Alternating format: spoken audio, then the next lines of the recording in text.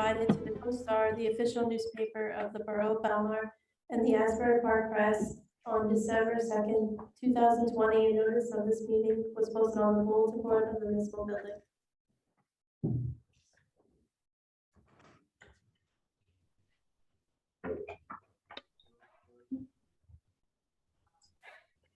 Everybody could join me in saluting the flag of our great nation.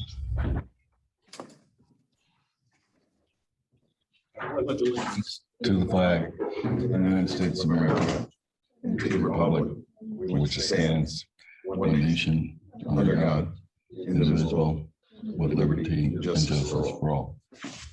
A moment of silence for our troops, their families, all our first responders, and everybody that's dealing with this pandemic.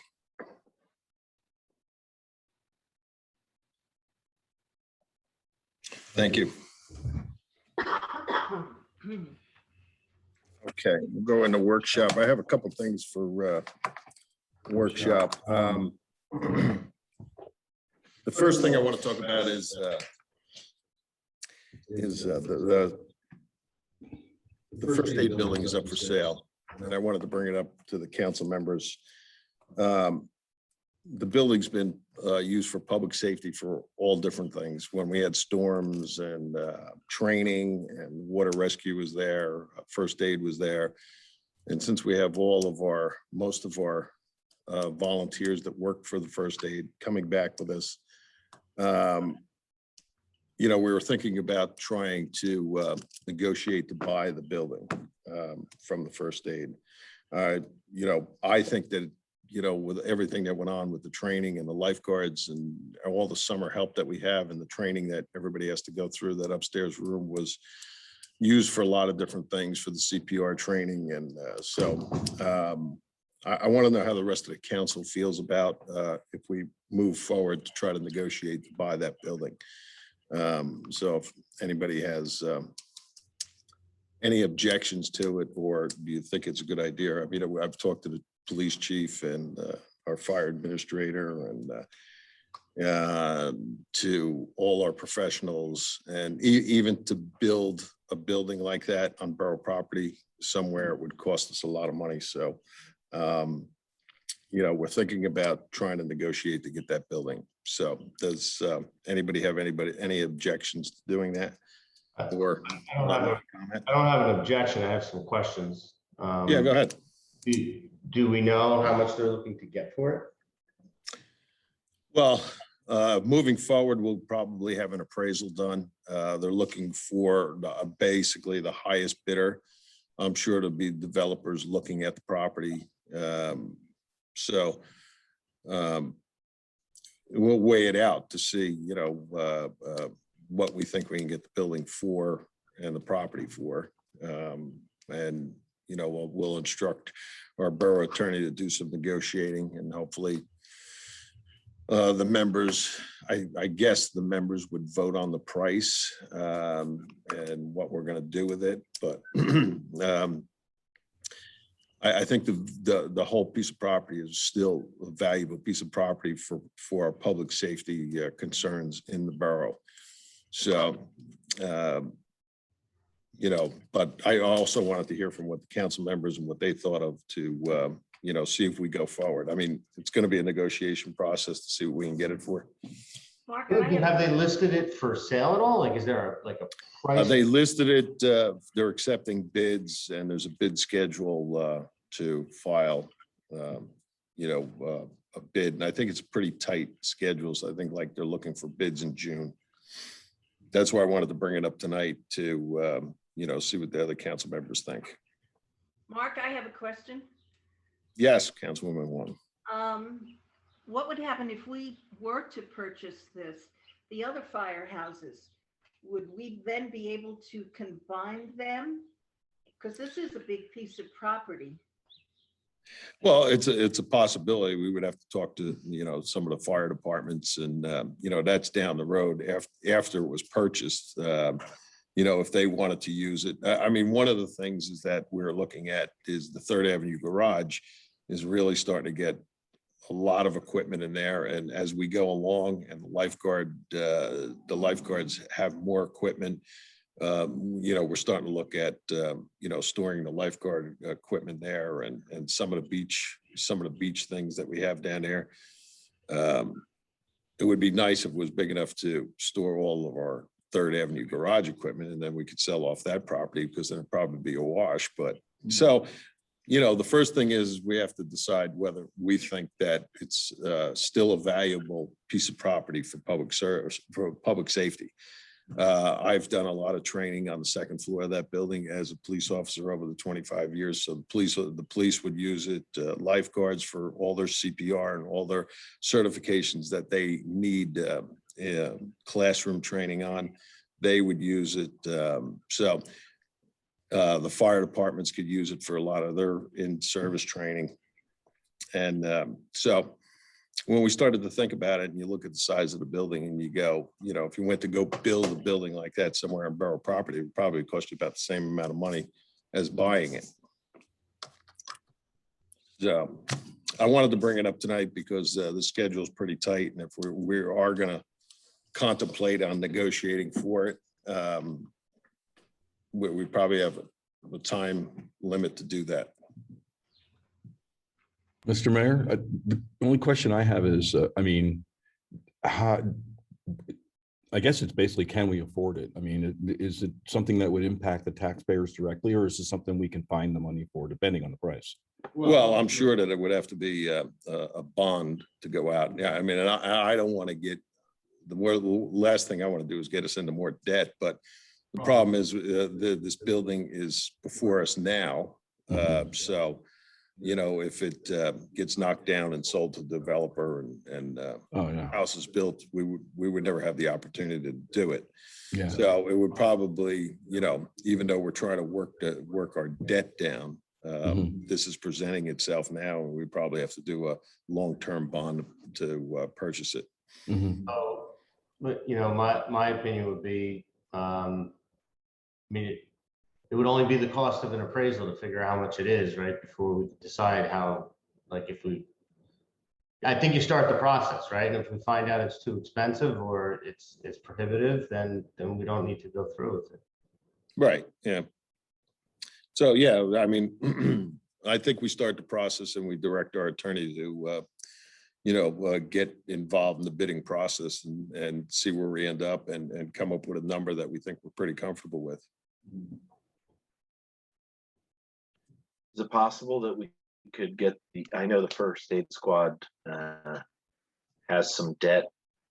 Would it be possible for them, as part of those negotiations, to ask them to consider, if their debt were able to be relieved, and maybe that's already done through the purchase of some of the equipment that we already purchased for them. I understand they donated some other equipment to other departments out of the area, to ask them to donate that back to the borough. Well, probably we were beyond that because they already advertised it in the paper that they're accepting bids. So, of course, we could ask. I don't know if the members have to take a vote on, who would be purchasing it. One of the things that was relayed to us through a letter was that whatever money left over that they received, they're going to donate throughout the town on different things. So whatever money that they're getting is supposed to go, from what they told us, is to go back to different organizations in the town. But the thing is that we have before us, do we look to go and try to buy it, or do we just let it go to a developer? So, I mean, we could start the process and start to work that way, and we could ask them if, whether it's a reduced price or, or they would donate after we picked up the debt. That's all part of the process that we will go through. Yeah, I guess my opinion is it certainly doesn't hurt to look into it. I mean, public safety, we want to make sure that, we have top services for fire rescue, water rescue, all of the services that our residents, reliable services that our residents have come to expect over the years. I am obviously concerned about taxes and any rate increase or impact that this would have. But, if we could consolidate some services there and maybe work with the other entities to sell off some other borough properties to offset the cost, that may be a viable solution also, but, I don't think it hurts to look into it. I feel the same way, honestly. I think depending on the price, I think if we can figure out a way to keep it affordable, I think most Belmar residents would really like to see that site kept as the home of our first aid services. I really think that's the community feeling. Council President Juan, you in agreement? Absolutely. There's gotta be a way to look into it, and like Tom said, there may be some way to offset some of this. The property, Third Avenue property certainly is would always be a wash. So I think it's worth looking into. Yes, definitely. Okay, so we'll tell Mr. Dasty to continue trying to negotiate with to see if we can purchase it.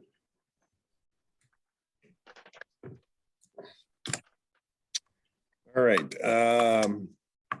couple things we have on for tonight. The water rate changes. Last year when we did reset the water rates because of all the issues that we had in the water department,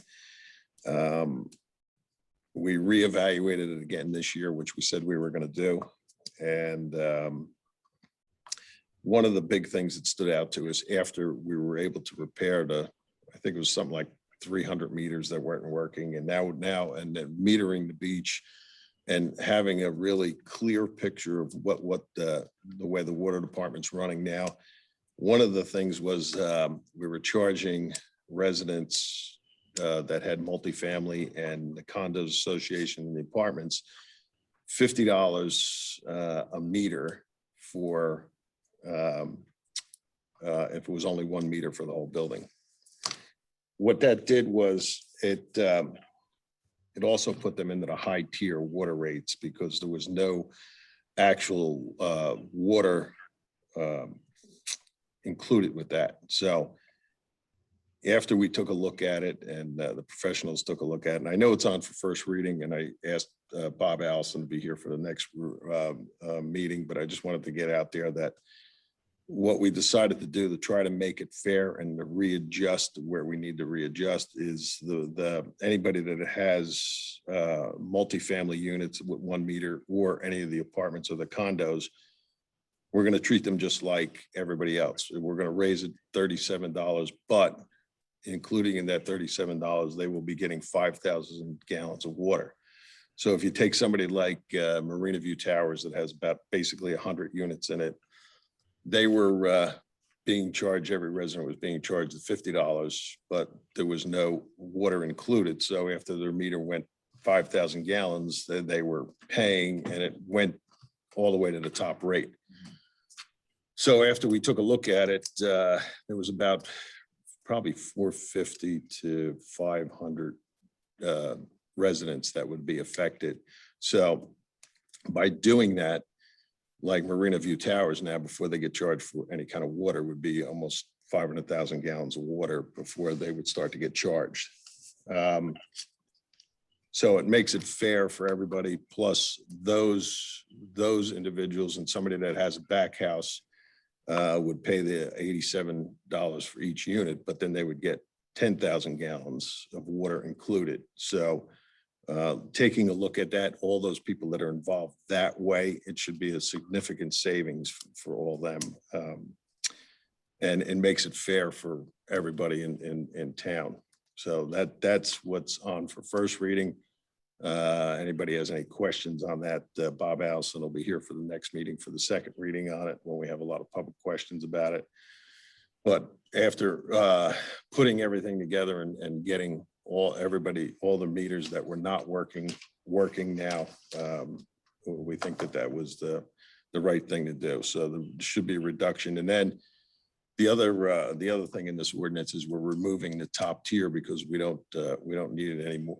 I don't think we need that section of it anymore because of all these high water usages were all in the condos and apartments, and they ended up paying water at the high tier. So we're removing that. And we still think that we'll be in good shape with water rates for the future. So if anybody has any questions on that. I know I ran over it real quick.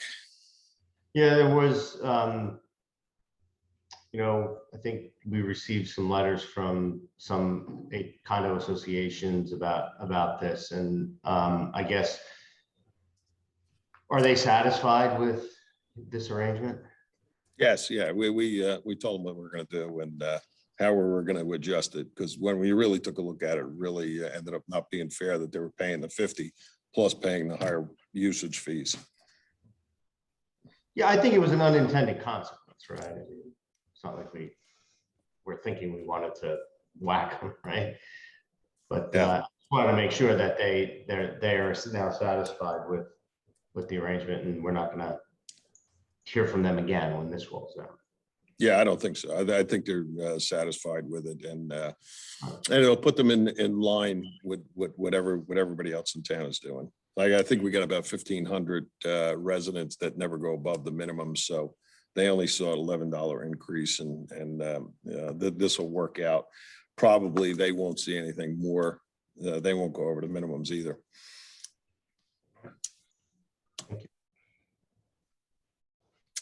Anyone else?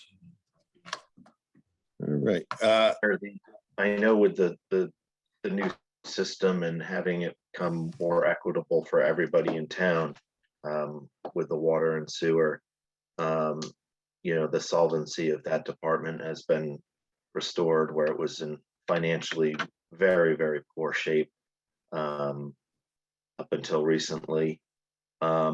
Is there an update on the painting of a water tank, and is the water utility in a position now where, if it's determined by that we can't bond for the money to paint the water tower because that was done in an earlier bond and that work not completed, that we have the money in that utility to paint that tank, or aren't we quite there yet? We've approved to go out to have the engineers start working up prices for us, and then we're going to go out to bid to get that tank painted. So we're in the process right now of doing that, and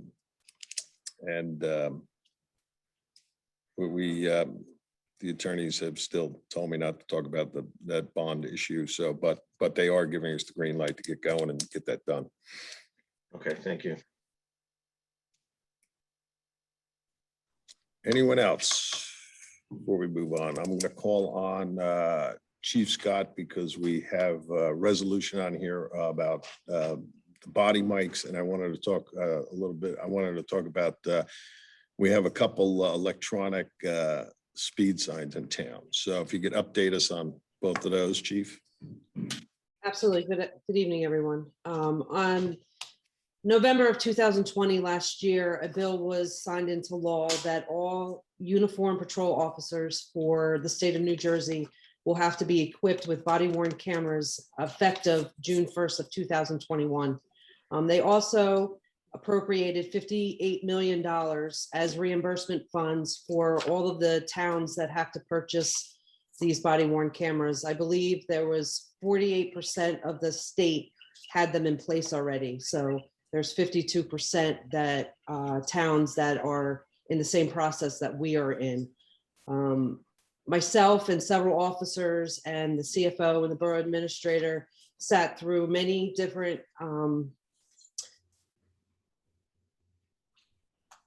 I'm sorry, I lost my train of thought. The different vendors for the body-worn cameras, and we chose to go with WatchGuard, which is through Motorola Solutions.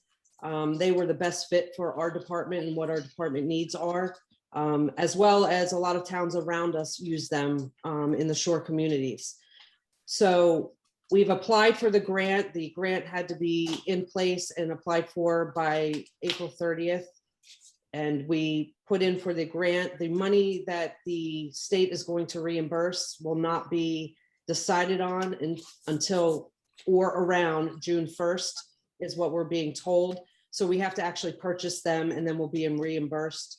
They're going to figure out a way to separate the money throughout the state for each town, and then they'll allocate that money to the towns for reimbursement purchases. So that's why the resolution is on tonight, so we can move forward.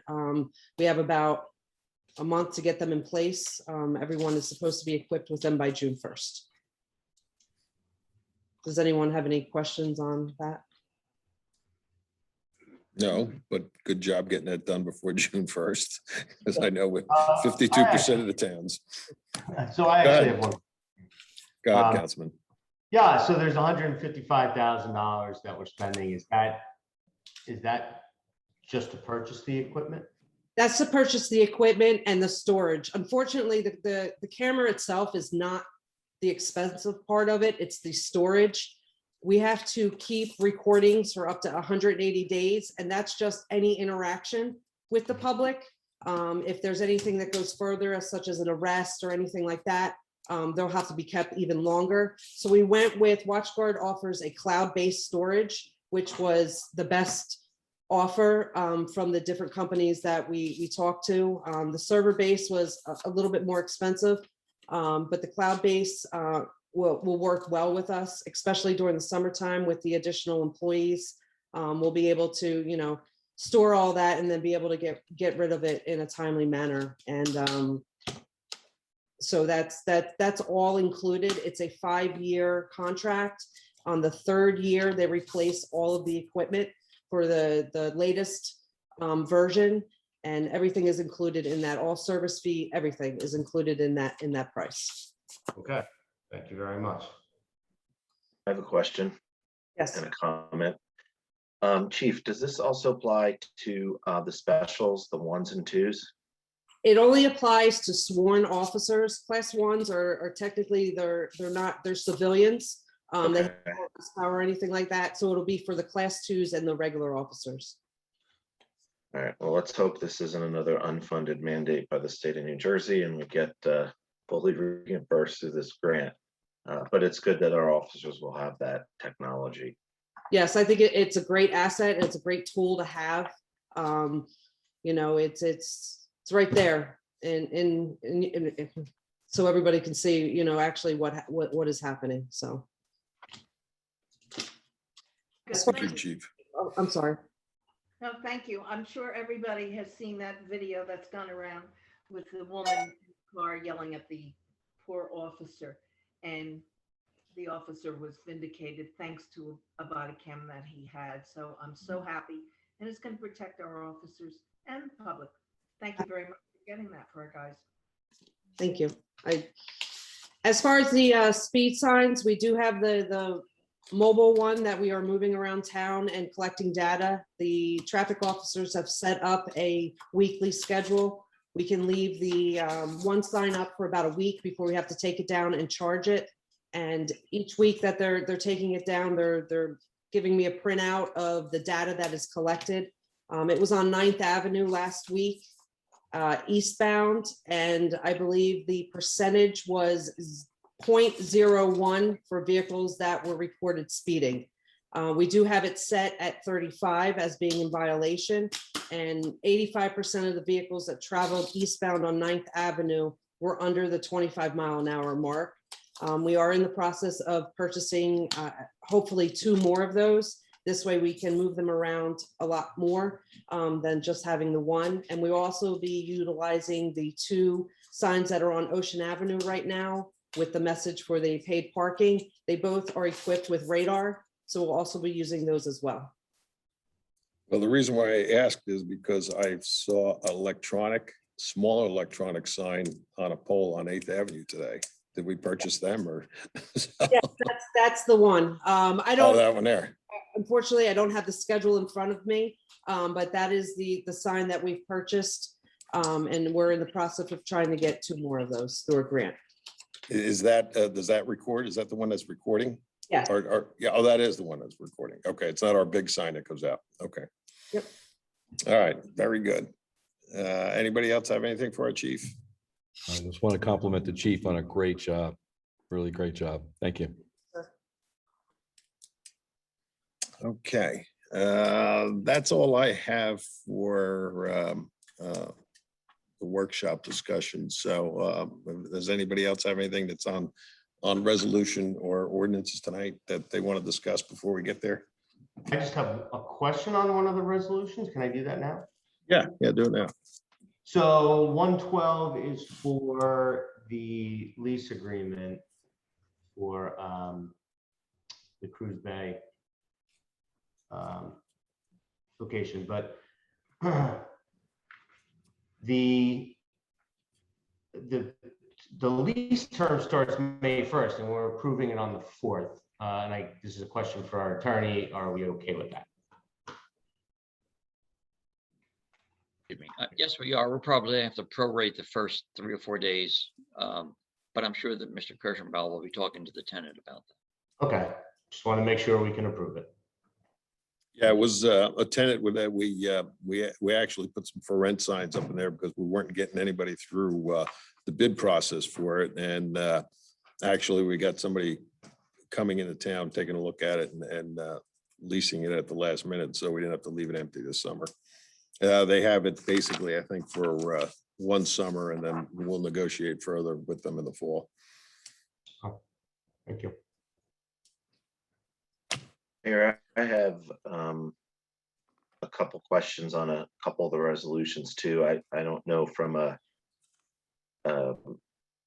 if it's okay to ask them now, or if they should be pulled separately from the agenda. They're just really clarification questions as well. All right, go ahead. So I see in the intra-county mutual aid and assistance agreement with participating units in Monmouth County, that part of that agreement allows for reimbursements for actual costs. And I was just wondering, when our department is called to mutual aid in another municipality, if that's standard practice and if the borough has a mechanism to bill. I just don't know the answer to that. And I know Ryan's not on the call here today, but I saw that and I was just curious. Yeah, Ed, you want to take that? But we do have mutual aid with all the towns, surrounding towns, but you want to just take that one? This is a standard one that we do every year. We do have mutual aid agreements. This is with the county if we need any of their equipment. It's a standard mutual agreement that we do every year. We do have, through the Office of Emergency Management, ways to bill if we do use equipment from other jurisdictions, but it's a normal course of action.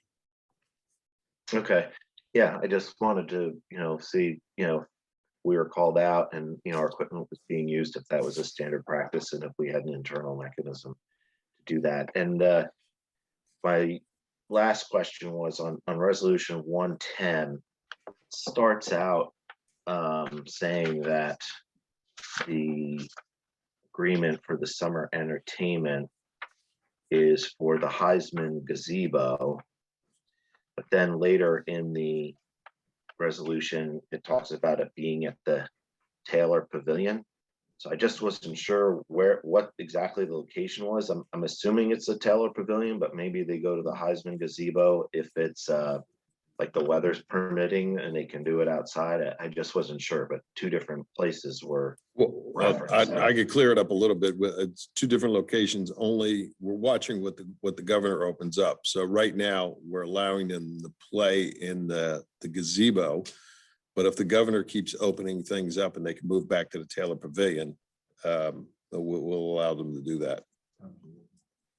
Great. And my last comment is I'm glad we have the resolution opposing the rate increases, number 111. Yes, thank you, Councilman Brennan, for that. Thank you, Miss Claudia. Okay, anybody else have anything else before we move on any of the items that we have on tonight? All right.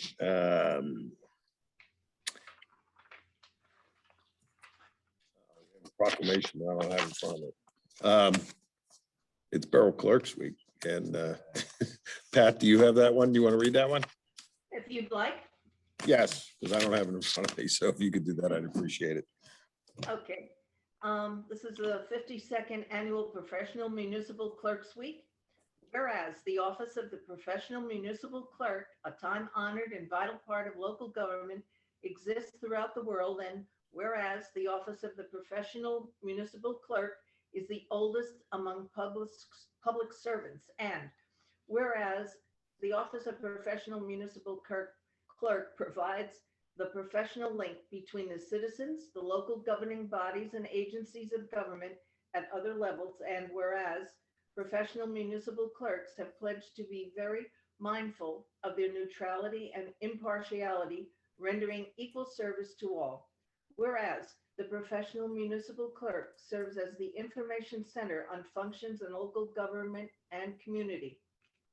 Whereas professional municipal clerks continually strive to improve the administration of the affairs of the Office of the Professional Municipal Clerk through participation in education programs, seminars, workshops, and the annual meetings of their state, provincial, county, and international professional organizations. Whereas it is most appropriate that we recognize the accomplishments of the Office of the Professional Municipal Clerk. Now, therefore, you, Mark Walsifer, Mayor of the Borough of Belmar, do recognize the week of May 2nd through May 8th, 2021 as Professional Municipal Clerks Week, and further extend appreciation to our professional municipal clerk, April Claudio, and to all professional municipal clerks for the vital services they perform and their exemplary dedication to the communities they represent. Thank you very much. Thank you, and we do appreciate April every single day. Absolutely. She does an excellent job for us, and this is her week, so thank you, April. We love her background for the meeting.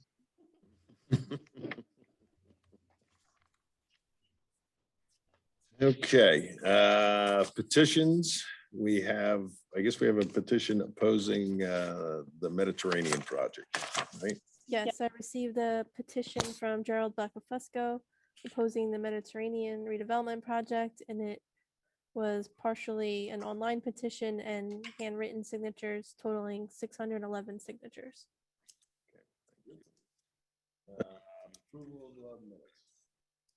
Is that 611 Belmar resident signatures? No, just total signatures. Do we know how many of those are Belmar residents? Not yet. We're still verifying that. Thank you. Can I have a motion to approve the minutes of the April 20th meeting? Motion. Second. Okay, Councilman Juan, Yes. Councilman McCracken, Yes. Councilman Brennan, Abstain. Councilman Carvelli, Yes. Mayor Walsifer. Yes. All right, reports of council, Councilman Carvelli. Thank you, Mayor. I don't really have anything to report this week. Just another hat tip to April for Clerks Week. And thank you for all you do. So that's my report. Thank you. You, Councilman McCracken. April, you are an asset to this town. You are responsible to our responsive to our citizens and easy to work with as a council member. So, you know, I think the proclamation that the mayor presented tonight is certainly appropriate and recognizes what a good steward you are for Belmar. So it's been a pleasure to get to know you, and congratulations on this special week. The Belmar Housing Authority met last evening, and a couple updates. Currently, the roof is being repaired and replaced and should be finished soon in the next week or so. Verizon is updating all the cables and the control panels for all the units in the building, every single apartment at no cost to the Belmar Housing Authority residents. And all the residents will have, if they choose to use Verizon, access to the most up-to-date FiOS technology. So they're excited about that. In addition, broadband is also being installed throughout the building on every floor. So all residents will have free access to Wi-Fi. This is separate from Verizon. And residents are obviously very pleased about that as well. All the units are full. The parking lot will be resurfaced. That work will begin after the roof is finished, and it's scheduled to be completed by June 1st. There are some additional spots being added, so that will look nice and create a safer environment for residents as well. And all the floors in the building are being stripped, the cracks fixed and waxed. So that's another safety issue to have those floors done and looking nice. So we had a good meeting yesterday at the Housing Authority. It was a busy week this week for the Shade Tree Commission. It was Arbor Day. An event was planned at the Belmar Public Library. Mr. Sabi was there and posted a video on Facebook. It's one of my favorite events of the year because it includes students from Belmar Elementary School and St. Rose. They came over, they received a presentation about Arbor Day and the meaning of Arbor Day and how important trees are to our environment and quality of life. Then the students had the opportunity to plant trees in one of the 3 planters that was built by John McGuire and his crew at DPW. These planters were done in conjunction with DPW and the Belmar Library and give us an opportunity to plant small trees and have them grow until they're mature enough to plant in other areas of the town. So it was a really nice recognition of Arbor Day and a really great partnership between the library and DPW and the Shade Tree Commission, and an opportunity to engage students from elementary school students from our schools here in town. That was on Friday. The following day, the Shade Tree Commission volunteers were up at the corner of 10th and Main. Taylor Hardware agreed to allow the Shade Tree Commission to set up a table there. 50 trees were available to be given free of charge to Belmar residents. The Shade Tree Commission was there from 10 to 11.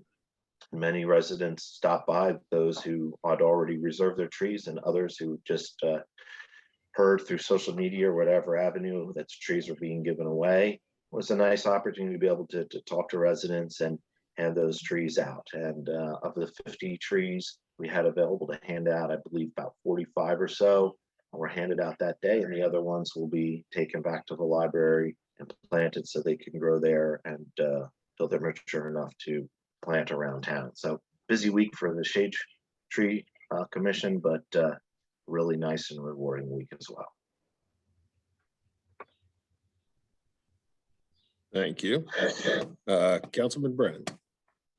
Thank you, Mr. Mayor. I have a couple of things. This weekend is Mother's Day, so be ready. And I'm really happy to announce that the Belmar Volunteer Hook and Ladder Fire Company, right down 11th Avenue, right down the street from me, is having its first annual Mother's Day fundraiser rose sale Saturday from 10 a.m. to 4 p.m. and then Sunday, for you last minute people, 9 a.m. to 1 p.m. A dozen roses is $15, 2 dozen is $25. Mix and match and cash only. Don't bring your credit card. Bring your dollars. It's great. And look for Ladder 90 and the crew outside the firehouse. They handed out these flyers up and down on 11th Avenue. I really appreciate that. That helped a lot. And I used it to write my note. I got an email this afternoon from DJs They actually retweeted a tweet from Governor Philip Murphy. Sign up for the May 12th, that's next Wednesday night, vaccination clinic at legendary DJs in Belmar. It's operated in partnership with Ocean Health Initiatives for a free summer 2021 DJs VIP card. So that means you have to be 21 or over to get the card, but not to get the shot. They recommend pre-registration. I'll give you the URL, but it's kind of a mouthful. And I checked with them, they won't turn anybody away. If you just want to walk up, you can get a shot for sure. The URL is my-ohi.org/DJs, no apostrophe and no caps.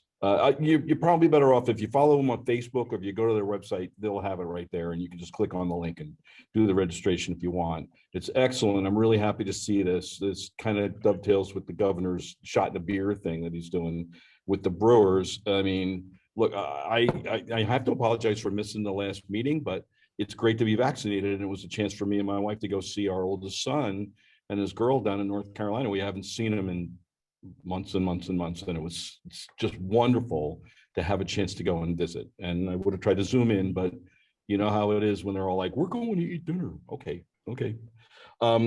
Because I missed the last meeting, I didn't get a chance to give a report on the Harbor Commission's meeting in April. This was in the April 13th meeting. And one thing I really wanted to point out is that our capacity at the marina, we're almost full. I've been on the Harbor Commission for 7 years, and this is the highest the capacity rate has been in the entire time. All that time we spent with the construction and the dredging and the building and all the mess is really paying off. And I got to tell you, DPW that works over at the marina, Jay and Jamie, they do a fantastic job. We have new awnings. We've taken, one of the things about the marina money, it isn't like the beach money where we're limited with what we can do with it. The marina, the income, those revenues go straight into our operating budget for the municipal budget, and we're able to use part of it to upgrade the marina. The awnings needed to be replaced. Now there's Wi-Fi. The jet ski docks, we added a new set of jet ski docks, and they're all full, and there's waiting lists. The kayaks full with a huge waiting list of over 100 people. Docks A to H, we have 3 slips available. That's it. The north side of the marina, K to L, down by the bridge, we have 12 slips available. And wow, we have a couple of commercial slips available, but the idea is we've never seen this kind of capacity. And it's a tribute to the efforts that our employees, the Belmar employees, do to make the marina accessible and make it pleasant for the slip owners. We have parking for slip owners now. It's just really, I'm very proud to say that we're doing as well as we're doing. It's really, it's a payoff when you're doing something as long-term as that, and you have to really wait to see the payoff. You have to keep reminding yourself that it's worth it, and it is. And that's my report, and may the 4th be with you. Thank you. Thank you. Council President Juan? Thank you, Mayor. Last week we had an ADA meeting, and Louis Polito from the library came and did a presentation, and it was really most impressive. All the services that we have for the hearing visually impaired, it's incredible. I'm actually going to ask him to come and speak at one of our meetings. Those people who unfortunately have macular degeneration and any other visual problems. I was really amazed, even dyslexia came into this. And all these instruments are free through the library. So you can look online now, but Louis would like to come to a meeting and explain everything he has for us and for residents. We continued updating our town services for the welcome package for new residents, new homeowners. We're continue to work on that. And also the Circle of Friends is going to hold dances at Piano Plaza this summer. I'll get back to you with the dates. There'll be 3 dances. They're also in June, I'll get back to you with the date on that, are going to have a walk. I believe it's from Taylor Pavilion down to DJ's. I'll get back to you with the dates on that. And I guess that's the only meeting I've had since our last meeting. And again, April, thank you so much for everything you do for us. And you always do it with a smile. You're so pleasant. It's a pleasure to work with you. Thank you for everything that you do. Thanks, Mayor. Thank you. Thank you. I just have a couple things. Just reminding everybody that the 15th and 16th of May is the townwide yard sales. If everybody could remember that and start signing up for that. I think it's good that we can have that this year. So I'm sure people have they did a lot of cleaning during COVID, so they probably have a lot of things to put out, but it's the 15th and 16th this year. So, and then we have another one in September. But if you could start signing up for that, this way, John could get all that information out on our social media. One thing that April is working on for us is we want to get the farmers market back in place. So April's working on getting farmers and everybody that's associated with doing a farmers market. And we're probably going to do it a Wednesday night, like 4 to 8, instead of a Saturday morning, and then really, publicize it for the town. So I think it'll be good to generate some business for our generate some of the public coming in for our businesses, and plus, having a farmers market. So April and the team are working on that, and hopefully we can get that together starting in June. I think April tells me that we have about 10 vendors that are interested. Some of our businesses in town, if they're interested in joining that, we'll let them do it free of charge. So that's one thing that we're working on. And the other thing that I want to bring up is we're currently taking prices on a movie screen so we can get the movies back on the beach this year. And I think that's all I have. All right, so we'll move on to public session on any of the resolution items. If anyone from the public would like to comment on a resolution that's on the agenda, please click the raise hand button or dial *9 if you're here by phone. Please remember to state your name and address before speaking. Thank you, April. And Mr. Eugene, coming to you. One moment.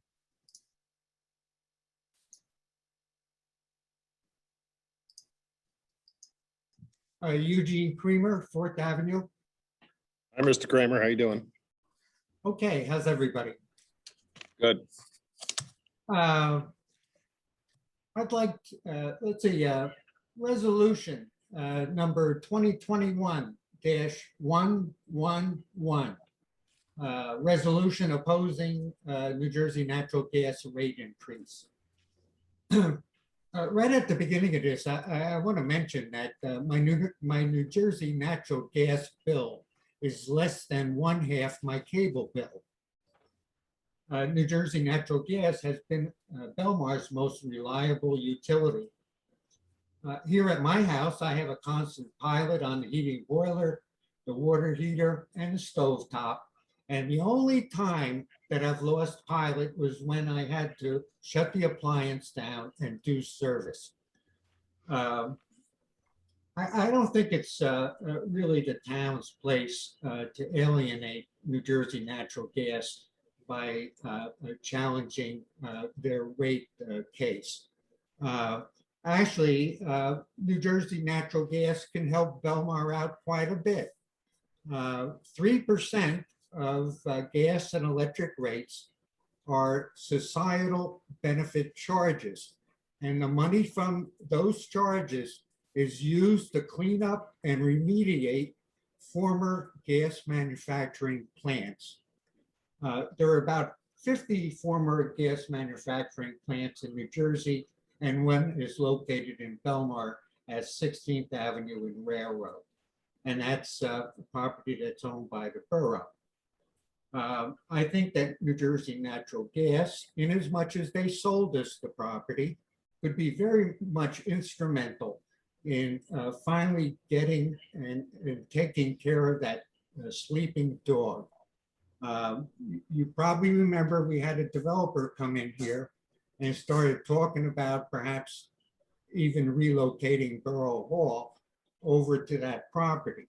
I don't think that developer had anything, any idea of what would be involved in cleaning up that property in order to have full use of the property.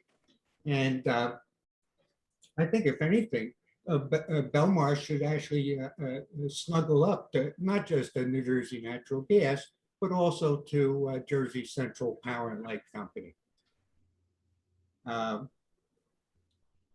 That's my recommendation, and actually I oppose this this sort of thing being done by a municipality. In fact, especially by a public utility that that can help us out quite a bit. I don't know the scope of the work over there at the former gas manufacturing plant. I don't know how many millions of dollars it's going to take to clean it up, to give us a better use of the property. But I don't think the way to start or to continue a relationship with the municipality in this way. There's going to be a full-blown rate case on this, and this will take months at the Board of Public Utilities. And believe me, the public's going to be well represented there. But I think, quite truthfully, I think this resolution is just going to get thrown in the complaint pile. And actually, our natural gas rates are at historic lows. I like to stay nice and comfortable in my house in the winter time. And I just think that this is unfair. Okay, thank you for your comment. Thank you. One moment. Coming to Katrina.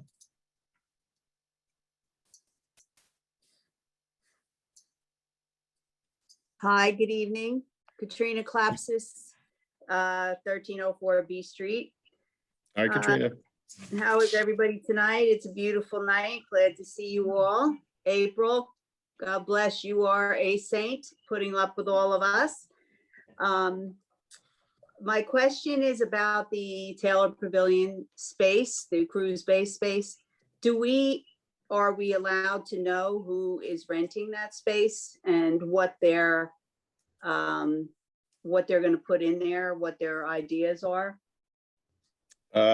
They did give us a list of what they're going to have. I could tell you it's Jimmy's Pizza. The owner of Jimmy's Pizza is going in there, but he's going to have a different type of menu. I know he's bringing his seafood calzone there, and I don't think it's going to be heavy on pizzas, but I think like beach fair food.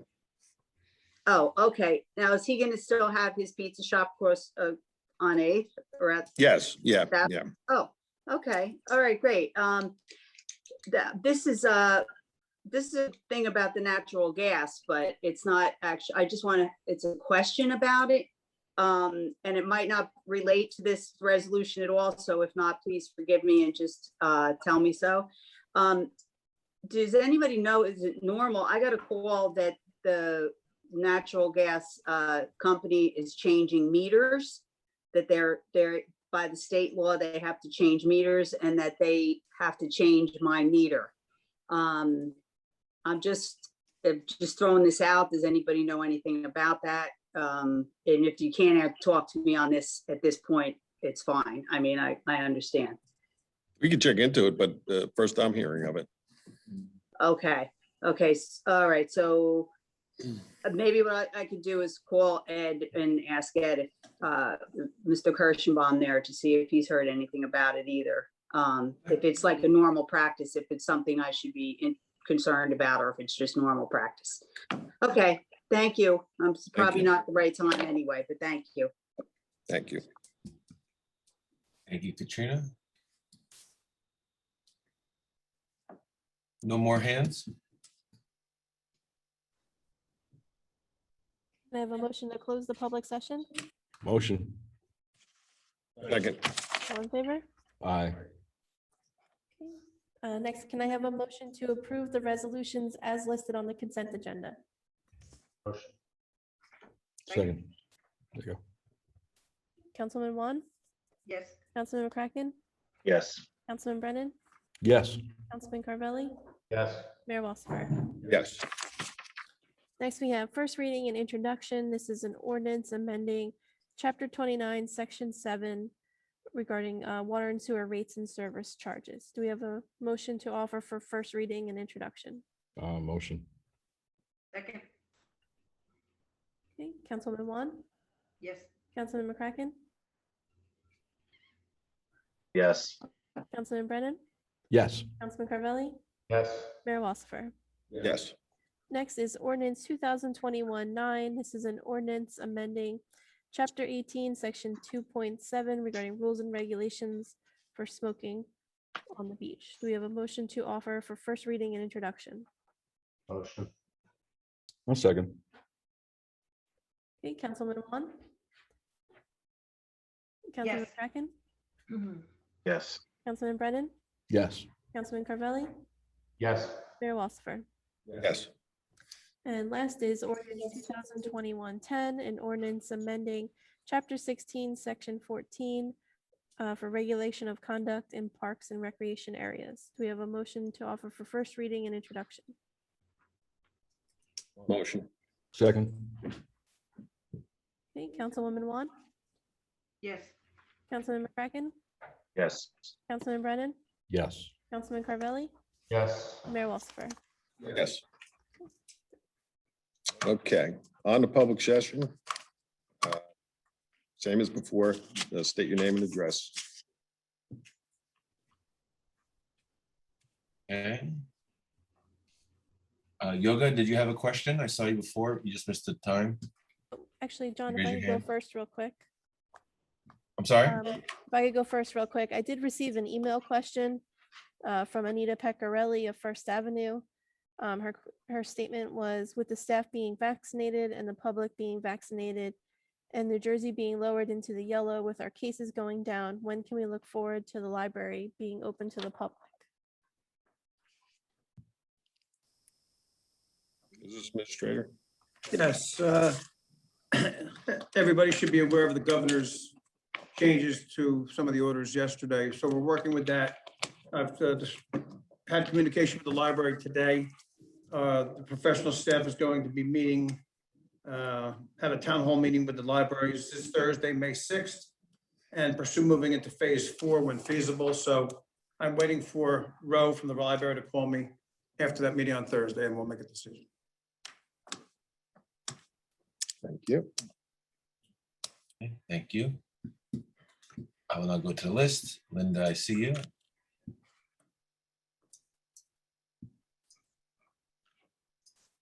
Good evening, everyone. In April, you do a fine job. Thank you so much. My question tonight is, could you give us? Linda, I know who it is, but can you just state your name and address, please? Sure. Linda Sharkus, 4th Avenue. Thank you.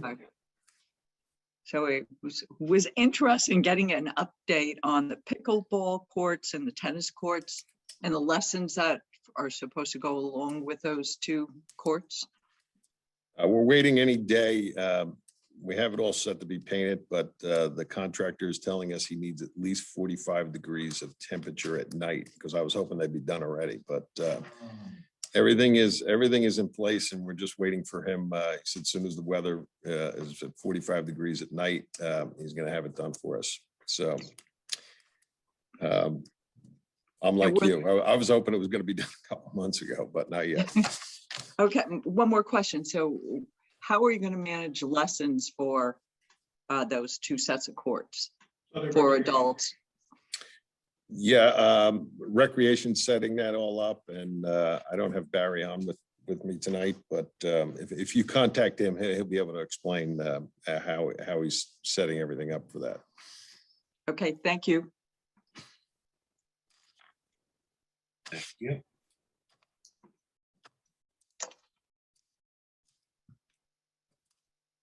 And Megan, coming to you.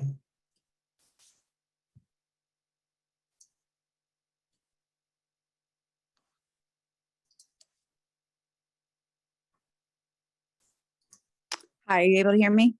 Yep, go ahead. Yes, go ahead. Hi, my name's Megan Hecker. I live on Fifth Avenue.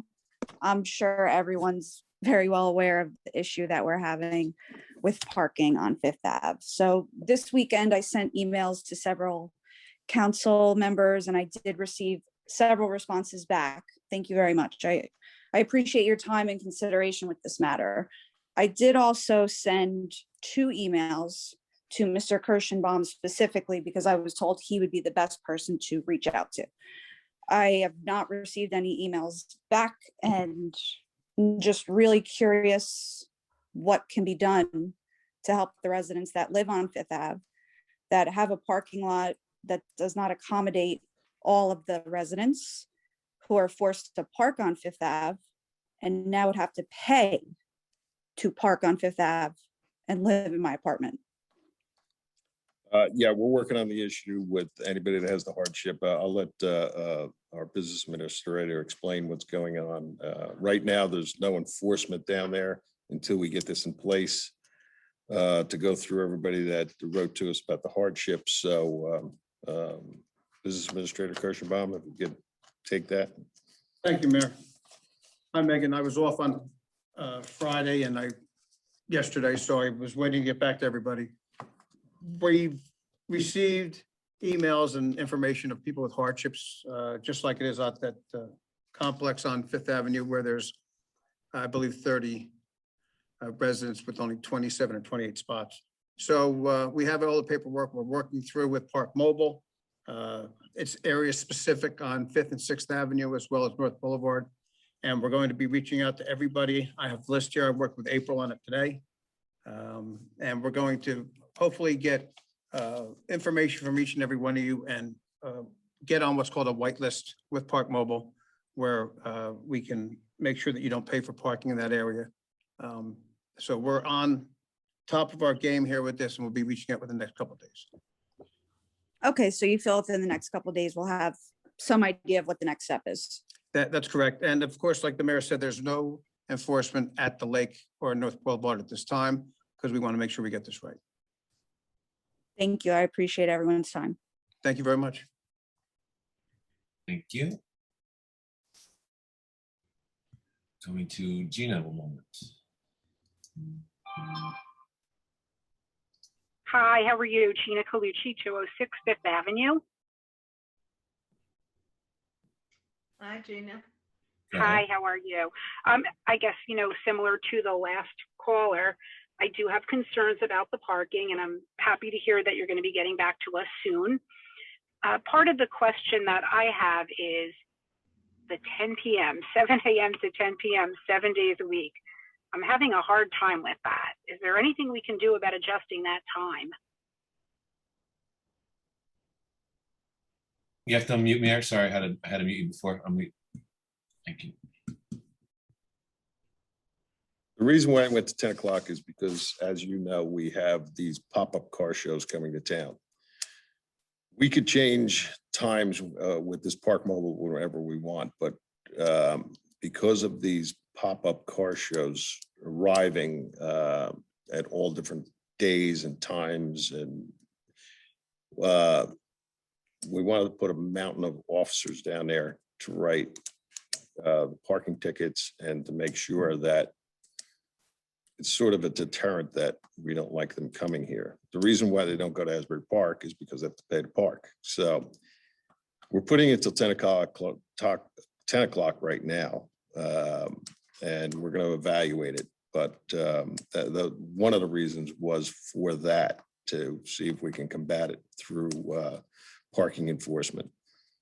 Because most of them like to park, and then the rest of them cheer everybody on for racing up and down the street. So we haven't, up until now, I personally haven't noticed any of them parking on Fifth Avenue. They do fly down the street, and it's probably noisier than it is louder, so it appears that they're going fast. I haven't really seen them parking on Fifth Avenue. I feel like they Well, park now on that we Ocean have, now that we have parking, paid parking on Ocean Avenue, you'll see them. Okay. Well, how do we talk about the $2 an hour versus the $1 an hour on Ocean Avenue?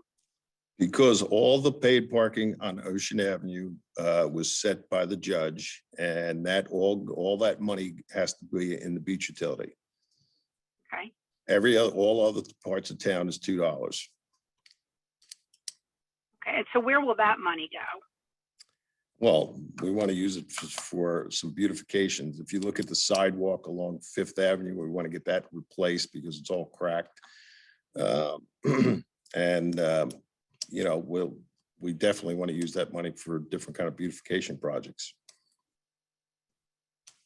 Okay, so will we be notified as to what that money's being used for, or that's? Yes. Okay. Okay, so I guess just we'll wait to hear back from Mr. Kirchenbaum this week, I'm hoping.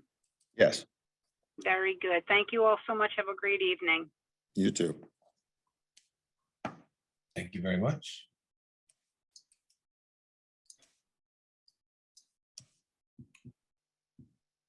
Coming to Tom, stand by.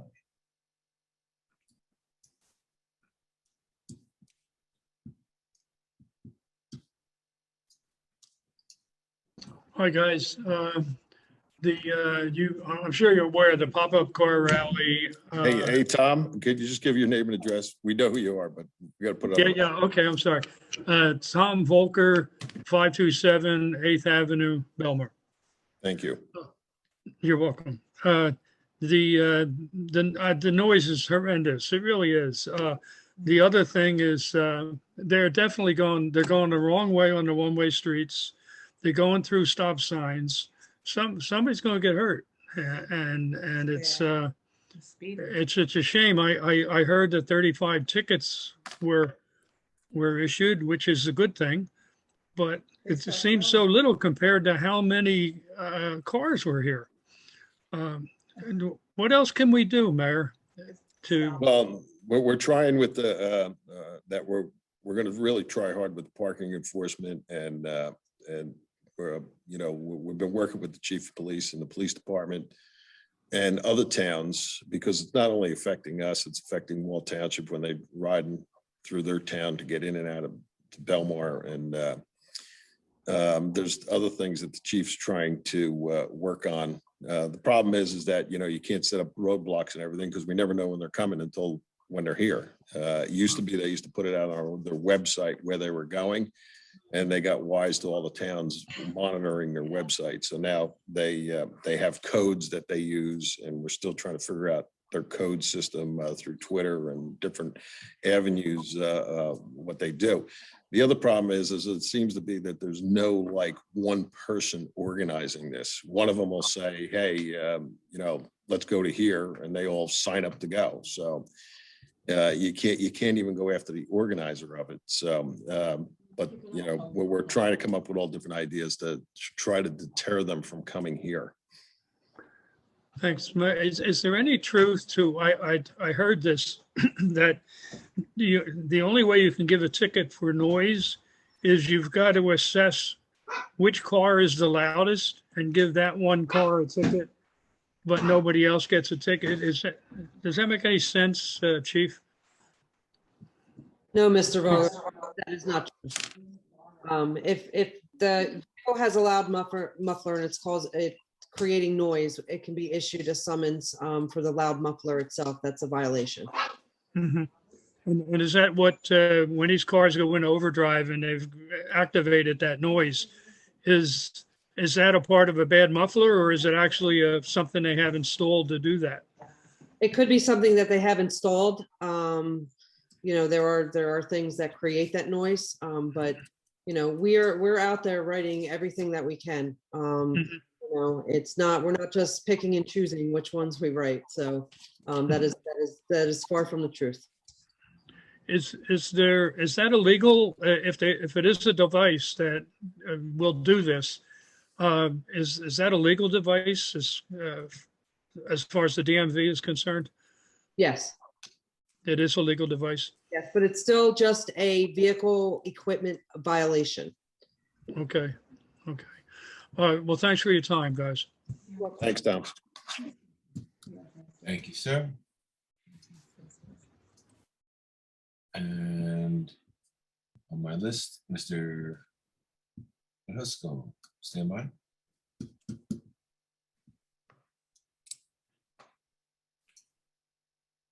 Hello. Yes, go ahead.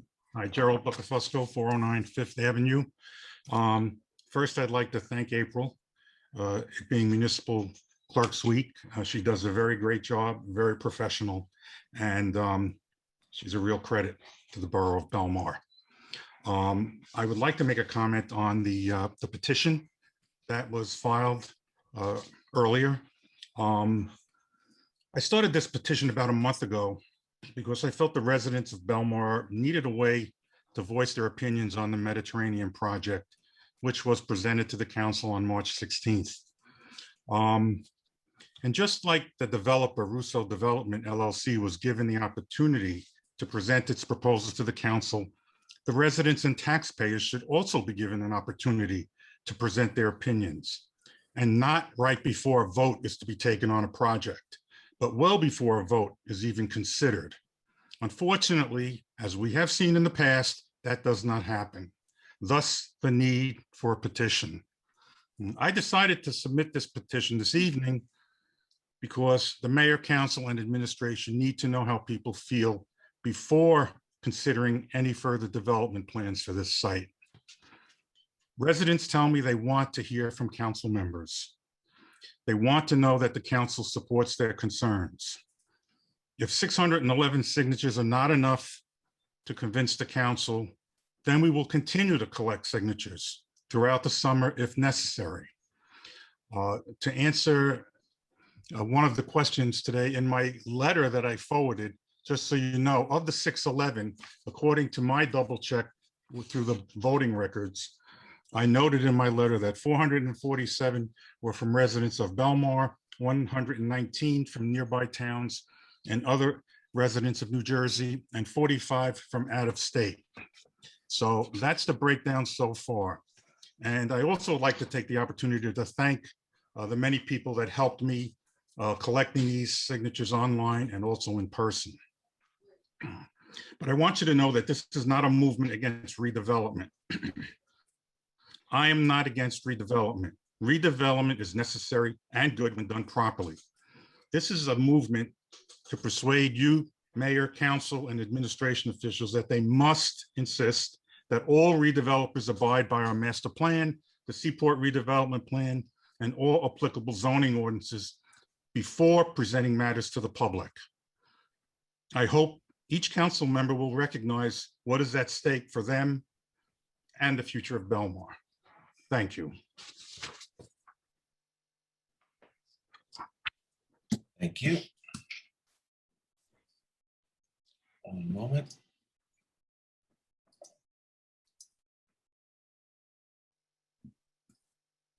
Yoga, coming to you.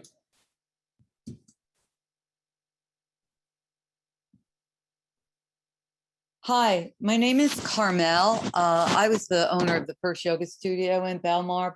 I opened it in 2003. I've been coming to Belmar all my life, and I finally was able to purchase a home in 2005 at 1244 Maplewood Road, which is a good ways from the beach. And the beach I go to is the North Boulevard Beach.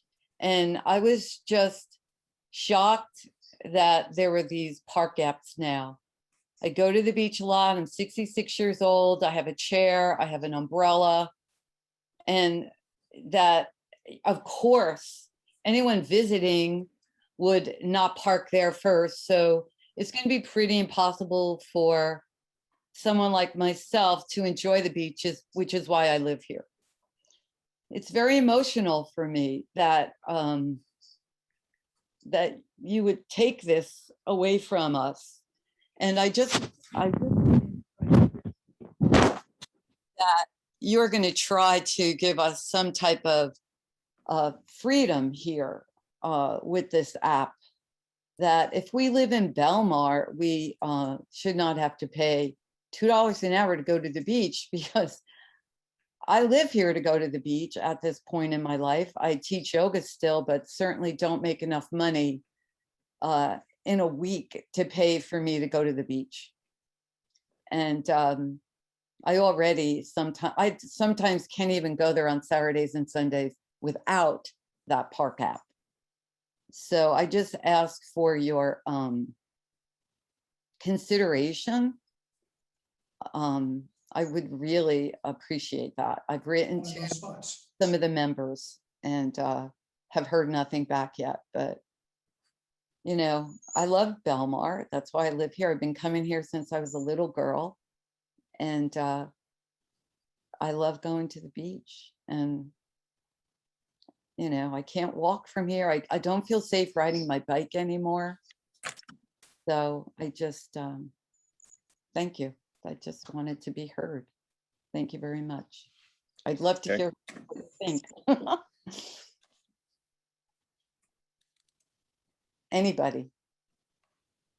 Can anybody address what I just? Well, I'll talk a little bit about it. I mean, we are free on the west side of Ocean Avenue. We made sure we didn't put any paid parking in front of anybody's house.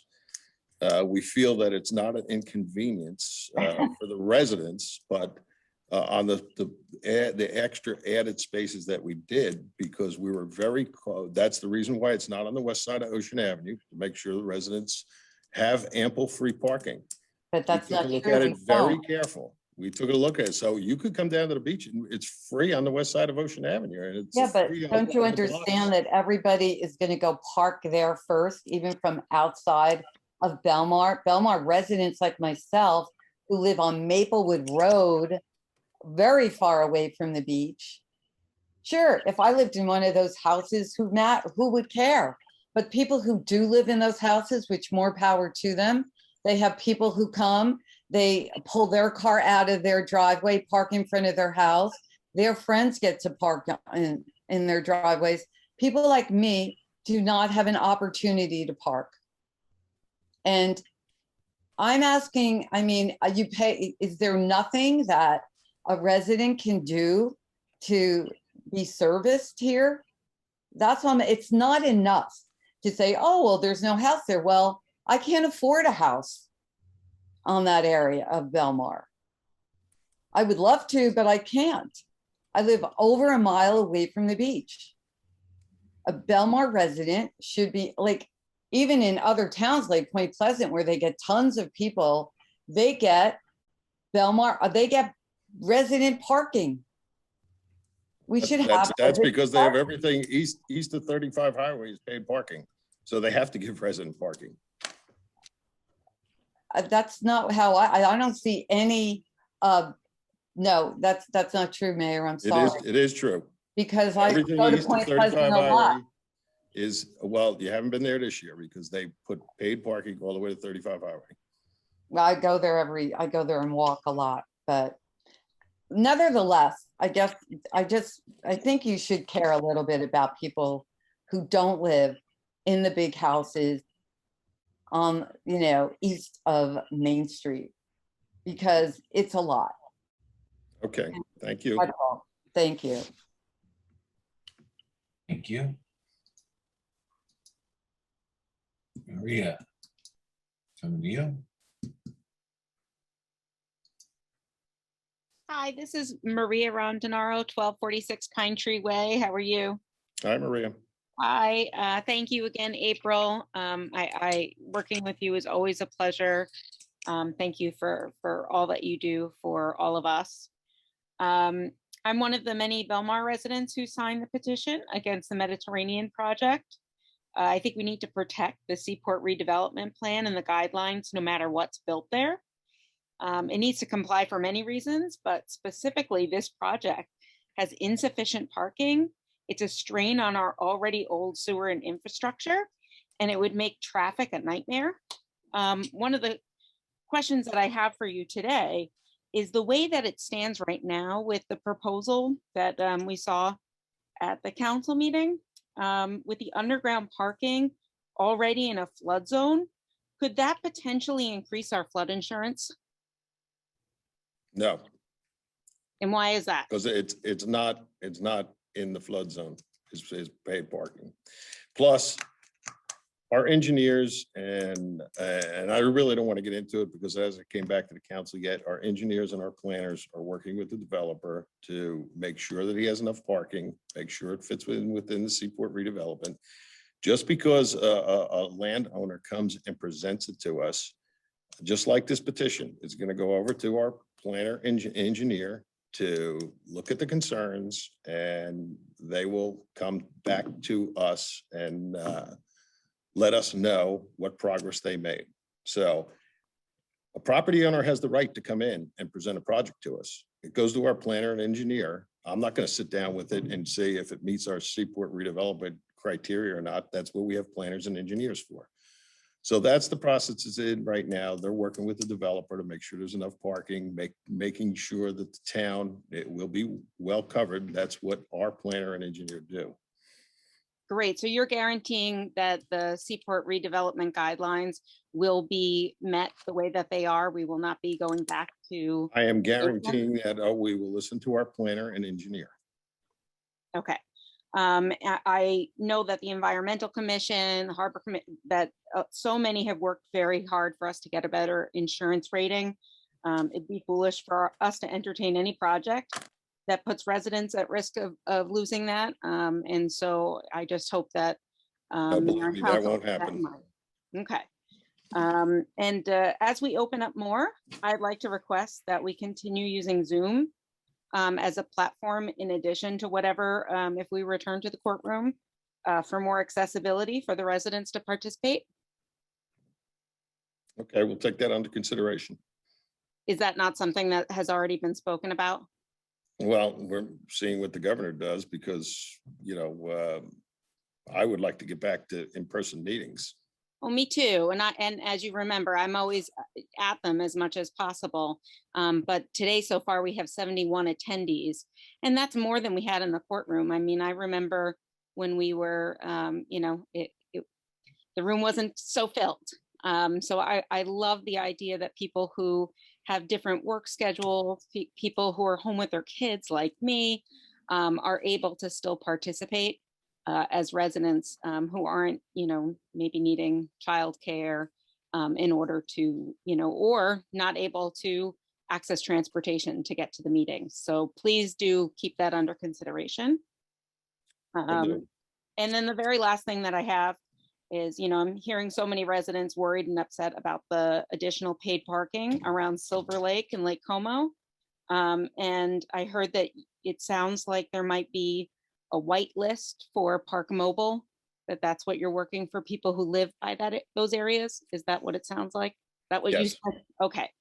I'd like to propose that all residents also be able to get an option on a white list, especially when it comes to parking after 6 p.m., as that will be harmful for us, mostly since we do access the beach area. I, like Carmel, am on the side of Belmar where it's not walkable to access the beach. So thank you. Thank you.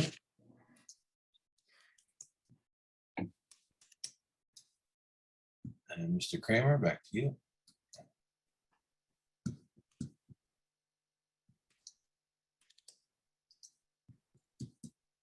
Eugene Creamer, 4th Avenue.